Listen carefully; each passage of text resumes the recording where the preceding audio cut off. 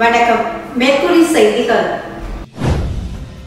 புதுச்சேரியில் மீண்டும் விஷவாயு வெளியேறியதாக கூறி 100க்கும் மேற்பட்ட பொதுமக்கள் புதுச்சேரி விழுப்புரம் சாலையில் மறியல் போராட்டத்தில் ஈடுபட்டதால் சுமார் 1 மணி நேரத்திற்கு மேலாக போக்குவரத்து பாதிக்கப்பட்டது.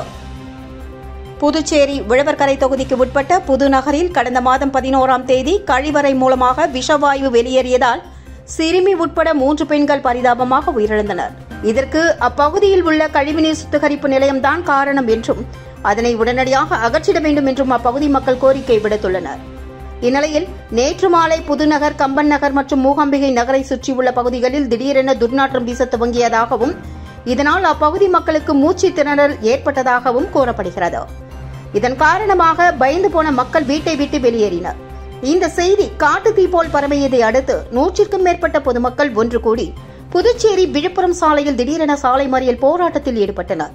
இதுகுறித்து தகவல் அறிந்து வந்த போலீசார் மறியலில் ஈடுபட்ட பொதுமக்களிடம் கலைந்து போக சொன்னதால் போலீசாரிடம் கடும் வாக்குவாதத்தில் பொதுமக்கள் ஈடுபட்டனர்.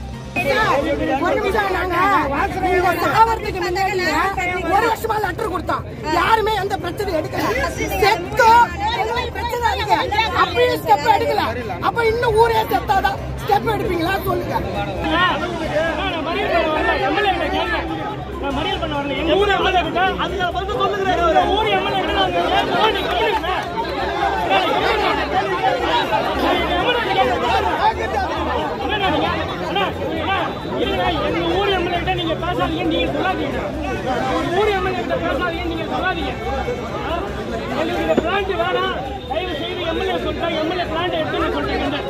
இதனை அடுத்து சம்பவ இடத்திற்கு வந்த பொதுப்பணித்துறை அதிகாரிகள் உடனடியாக நடவடிக்கை எடுப்பதாக உறுதியளித்ததை தொடர்ந்து போராட்டம் கைவிடப்பட்டது.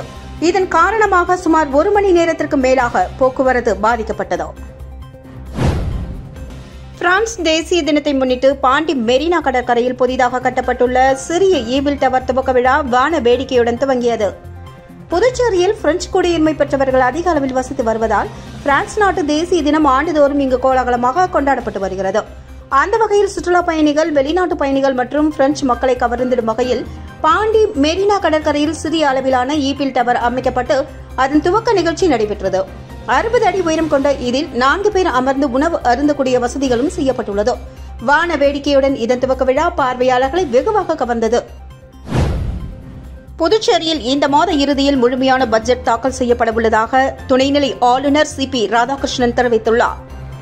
புதுச்சேரி அரசு சார்பில் கர்ம வீரர் காமராஜர் பிறந்தநாள் விழா இன்று கொண்டாடப்பட்டது. இதனை முன்னிட்டு ராஜா திரையரங்கம் அருகே உள்ள காமராஜர் சிலைக்கு துணைநிலை ஆளுநர் CP ராதாகிருஷ்ணன் மாலை அணிவித்து மரியாதை செலுத்தினார். தொடர்ந்து செய்தியாளர்களின் பல்வேறு கேள்விகளுக்கு பதிலளித்த அவர், புதுச்சேரி பட்ஜெட்டிற்கு ஓரிரு நாட்களில் ஒப்புதல் கிடைக்கும் என்றும் இந்த மாத இறுதியில் முழு பட்ஜெட் தாக்கல் செய்யப்படும் என்றும் தெரிவித்தார். அமைச்சராக பொறுப்பேற்ற திருமுருகனுக்கு இலாக்கா ஒதுக்குவது குறித்து முதலமைச்சர் ரங்கசாமி இதுவரை எதுவும் பரிந்துரைக்கவில்லை என்று கூறிய அவர், விரைவில் அவருக்கான இலாக்கா ஒதுக்கப்படும் என்றும் தெரிவித்தார். என்கவுண்டர் வராமல் இருப்பதற்கு என்ன வழி என்பதை பார்ப்பதற்கு ரவுடிகள் உருவாகாமல் இருக்க வேண்டும். ரவுடிகள் உருவாகாமல் இருப்பதற்கு அடிப்படையாக நாம் செய்ய வேண்டியது கட்ட பஞ்சாயத்து இல்லாத சமுதாயத்தை உருவாக்க வேண்டும் என்றும் தெரிவித்தார். இன்னும் 2 நாளில் ஒப்புதல் கிடைத்துவிடும். இந்த முறை சிறப்பாக அமைய வேண்டும் என்பதற்காக பல்வேறு நடவடிக்கைகள் எடுக்கப்பட்டிருக்கிறது. இந்த மாத இறுதிக்குள்ளாக பட்ஜெட் தாக்கல் செய்யப்படும். அதற்குரிய அனுமதியும் இன்னும் 2 நாளில் கிடைக்கும். பெருந்தலைவர் காமராஜர் 122வது பிறந்த நாளை முன்னிட்டு அரசு சார்பில் முதலமைச்சர் ரங்கசாமி, சபாநாயகர் செல்வம் உள்ளிட்டோர் காமராஜர் திருவுருவ சிலைக்கு மாலை அணிவித்து மரியாதை செலுத்தினார்கள். புதுச்சேரி அரசு செய்தி மற்றும் விளம்பரத்துறை சார்பில் பெருந்தலைவர் காமராஜர் பிறந்த தினம் இன்று கொண்டாடப்பட்டது. இதனை முன்னிட்டு ராஜா திரையரங்கம் அருகே அமைந்துள்ள அவரின் திருவுருவ சிலைக்கு முதலமைச்சர் ரங்கசாமி, சபாநாயகர் செல்வம், அமைச்சர் சாய் ஜே சரவணகுமார் மற்றும் சட்டமன்ற உறுப்பினர் நேரு உள்ளிட்டோர் மாலை அணிவித்து மரியாதை செலுத்தினர். இதனை அடுத்து காங்கிரஸ் கட்சி சார்பில் மாநில தலைவர் வைத்திலிங்கம் MP தலைமையில் காங்கிரஸ் கட்சியின் நிர்வாகிகள் மற்றும் பல்வேறு கிராமணி மற்றும் நாடார் பேரவை அமைப்பு சார்பில் காமராஜர் சிலைக்கு மாலை அணிவித்து மரியாதை செலுத்தப்பட்டது. முன்னாள் அமைச்சர் பெத்த பெருமாள் தலைமையில் காமராஜர் சிலைக்கு அவரது ஆதரவாளர்கள் மாலை அணிவித்து மரியாதை செலுத்தினர். தொடர்ந்து பல்வேறு கட்சிகள் மற்றும் அரசியல் கட்சியினர், பொதுநல அமைப்புகள், சமூக ஆர்வலர்கள் உட்பட பல்வேறு அமைப்பினர் என அனைவரும் கலந்து கொண்டு காமராஜர் சிலைக்கு மாலை அணிவித்து மரியாதை செலுத்தினர். பெருந்தலைவர் காமராஜர் பிறந்தநாளை முன்னிட்டு கடற்கரை சாலையில் 16 அடி அகலம் 24 அடி உயரத்தில் ரங்கோலியில் காமராஜர் உருவப்படத்தை வரைந்த புதுச்சேரி காவல்துறை உதவி ஆய்வாளரை பல்வேறு தரப்பினரும் பாராட்டி வருகின்றனர். புதுச்சேரி காவல்துறை தலைமையகத்தில் துணை உதவி ஆய்வாளராக பணிபுரிபவர் வினோத். சிறுவயது முதல் ஓவியம் வரைவதில் ஆர்வம் கொண்ட இவர் கடந்த சில ஆண்டுகளாகவே மெகா சைஸ் ரங்கோலி கோலம் வரைந்து அசத்தி வருகிறார். புதுச்சேரி காவல்துறையும் இவரை ஊக்குவித்து வரும் நிலையில் பெருந்தலைவர் காமராஜர் பிறந்தநாளை ஒட்டி காமராஜரை போற்றிடும் வகையில் அழிந்து வரும் ரங்கோலி கலையை மீட்டெடுக்கும் வகையிலும் 8 கிலோ அளவில் ரங்கோலி கோலமாவை பயன்படுத்தி 16 அடி அகலம் 24 அடி உயரத்தில் காமராஜர் உருவப்படத்தை கடற்கரை சாலையில் தத்ரூபமாக வரைந்து அசத்தியுள்ளார். இதனை கடற்கரைக்கு வந்த பொதுமக்கள், சுற்றுலா பயணிகள் ஆச்சரியத்துடன் பார்த்து ரசித்து அவருக்கு பாராட்டுக்களை தெரிவித்தனர். தற்பொழுது காவல்துறை அதிகாரி வினோத் வரைந்துள்ள ரங்கோலி வீடியோ சமூக வலைதளங்களில் வைரலாகி வருகிறது. புதுச்சேரி திருபுவனை தொகுதிக்கு உட்பட்ட அரசு உயர்நிலைப் பள்ளியில் ஆசிரியர் பற்றாக்குறையை நிரப்பிட வலியுறுத்தி மாணவர்கள் வகுப்புகளை புறக்கணித்து போராட்டத்தில் ஈடுபட்டதால் பரபரப்பு. புதுச்சேரி திருபுவனை தொகுதிக்கு உட்பட்ட கொத்தபுரிநத்தம் அரசு உயர்நிலைப் பள்ளி செயல்பட்டு வருகிறது. கடந்த 2016ஆம் ஆண்டு 500க்கும் மேற்பட்ட மாணவ மாணவிகள் படித்து வந்த நிலையில் தற்பொழுது ஆசிரியர் பற்றாக்குறை மற்றும் அடிப்படை வசதிகள் இல்லாததால் 300க்கும் மேற்பட்ட மாணவர்களே படித்து வருகின்றனர். இந்நிலையில் காலியாக உள்ள ஆசிரியர் பணியிடங்களை நிரப்பிட வேண்டும், அடிப்படை வசதிகளை நிறைவேற்ற வேண்டும் உட்பட பல்வேறு கோரிக்கைகளை வலியுறுத்தி மாணவ மாணவிகள் வகுப்புகளை புறக்கணித்து பள்ளி அருகே திடீரென்று சாலை மறியல் போராட்டத்தில் ஈடுபட்டனர். இதுகுறித்து தகவல் அறிந்த போலீசார் மாணவர்களிடம் பேச்சுவார்த்தை நடத்தியும் அதனை ஏற்காமல் தொடர்ந்து மாணவர்கள் போராட்டத்தில் ஈடுபட்டனர். இதனையடுத்து முதன்மை கல்வி அதிகாரி மோகன் விரைந்து வந்து போராட்டத்தில் ஈடுபட்ட மாணவர்களிடையே பேச்சுவார்த்தை நடத்தியதுடன் உடனடியாக ஆசிரியர்களை நியமிப்பதாக உறுதியளித்ததை அடுத்து போராட்டத்தை மாணவர்கள் கைவிட்டனர்.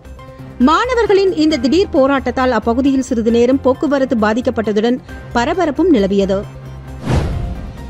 புதுச்சேரி அரசு கலை பண்பாட்டுத்துறை சார்பில் காமராஜர் மணிமண்டப வளாகத்தில் அமைக்கப்பட்டுள்ள பெருந்தலைவர் காமராஜர் நினைவு நூலகத்தை முதலமைச்சர் ரங்கசாமி திறந்து வைத்தார்.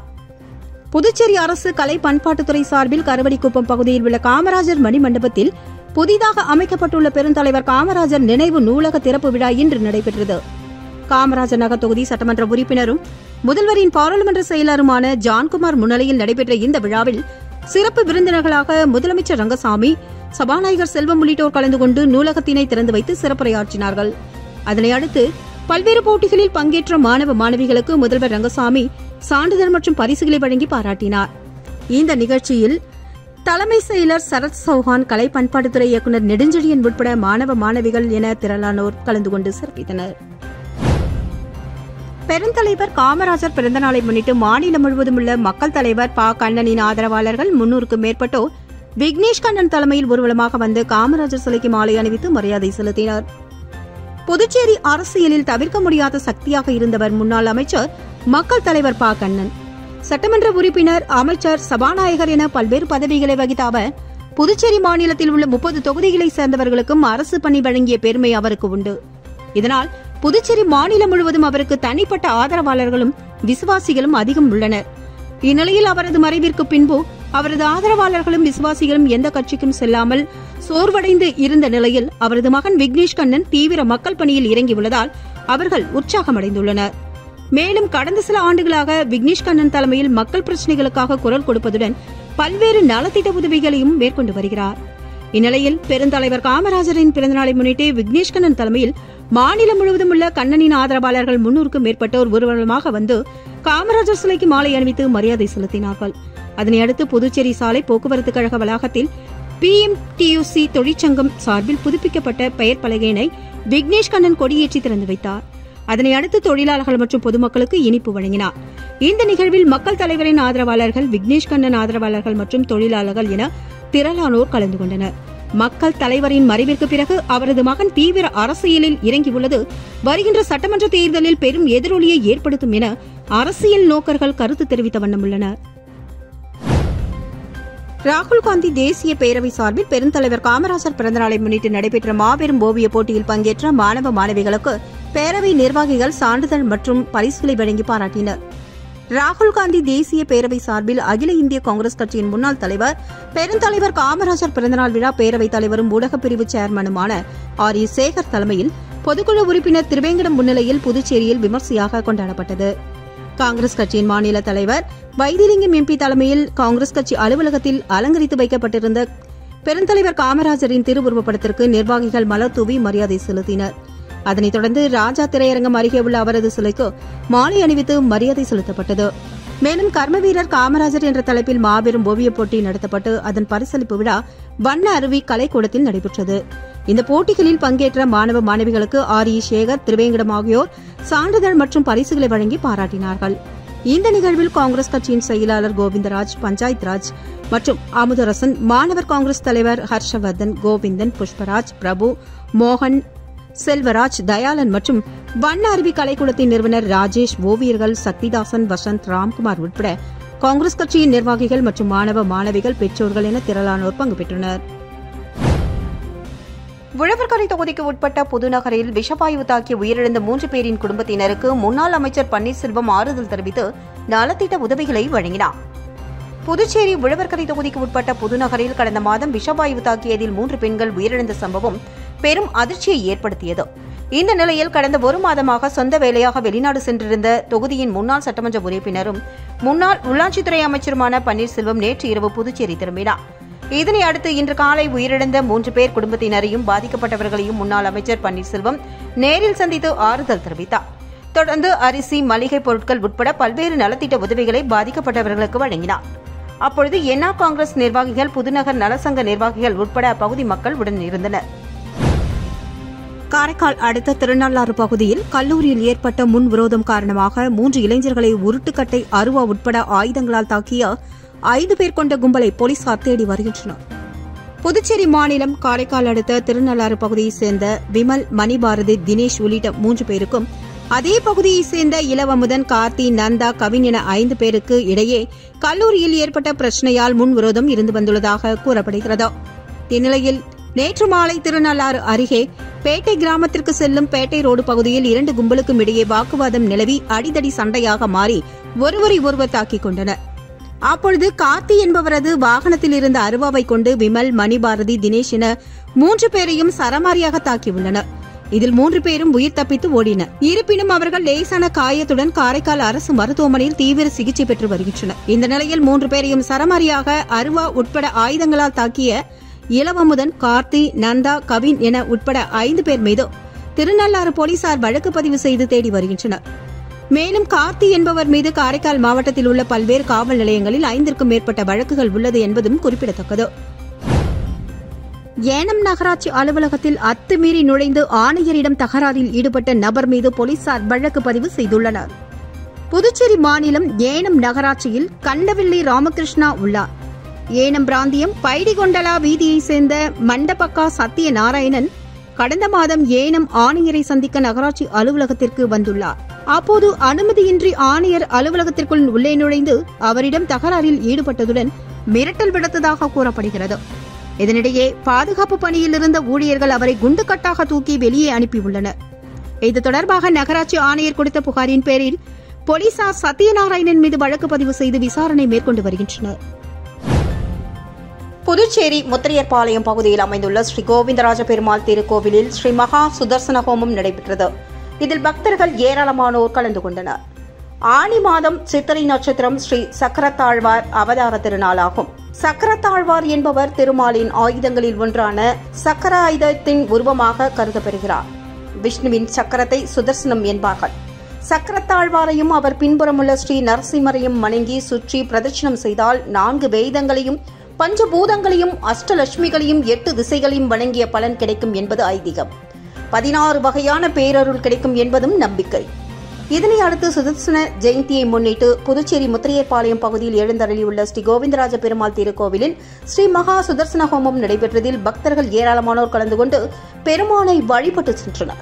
தொடர்ந்து ஹோமத்தில் வேத மந்திரங்கள் போத பூர்ணாகுதி நடைபெற்று பெருமாளுக்கு மகா தீபாராதனை காண்பிக்கப்பட்டதில் ஏராளமானோர் பங்கு பெற்றனர்.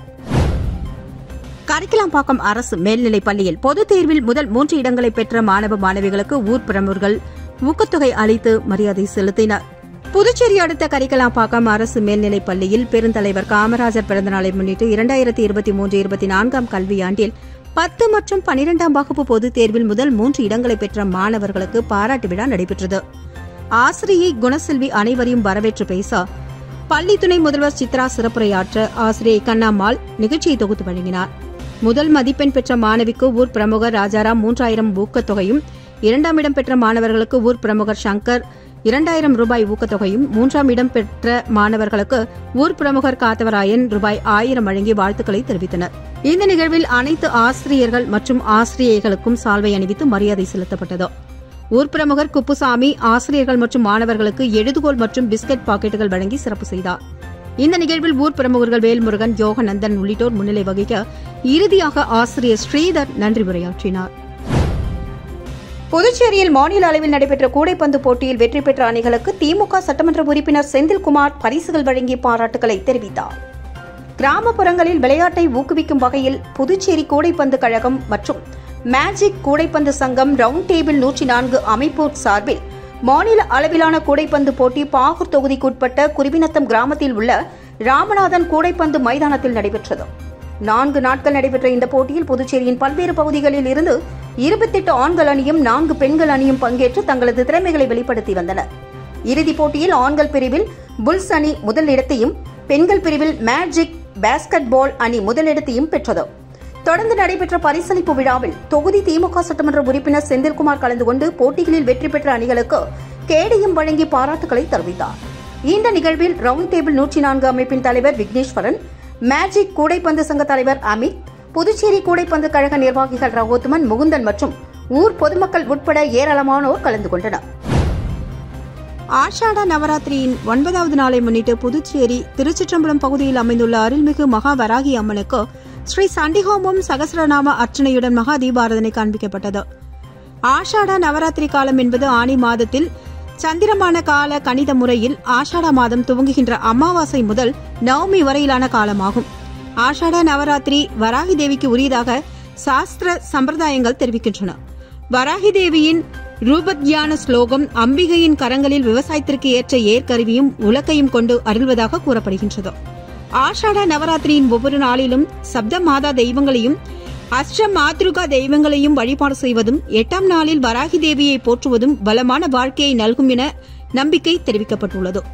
இதனை அடுத்து புதுச்சேரி திருச்சிற்றம்பலம் பகுதியில் எழுந்தருளியுள்ள அருள்மிகு மகா வராகி அம்மனுக்கு ஆஷாட நவராத்திரி 9வது நாளை முன்னிட்டு ஸ்ரீ வராகி ஆவாகனம், ஸ்ரீ வராகி ஆவரண பூஜை, சண்டிஹோமத்துடன் மகா பூர்ணாகுதி நடைபெற்று யாகசாலையில் வைக்கப்பட்ட புனித நீர் ஊர்வலமாக எடுத்து வரப்பட்டு வராகி அம்மனுக்கு ஊற்றி தீபாராதனை காண்பிக்கப்பட்டது.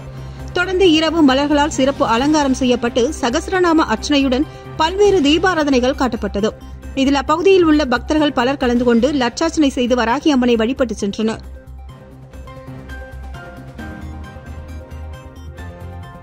இத்துடன் இந்த செய்தி அறிக்கை நிறைவு பெறுகின்றது. நன்றி, வணக்கம்.